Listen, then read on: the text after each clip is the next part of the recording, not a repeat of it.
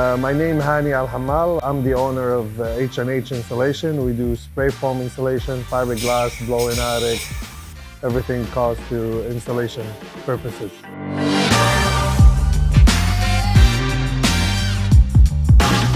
So here we have on the slab spray foam installation 2 pound.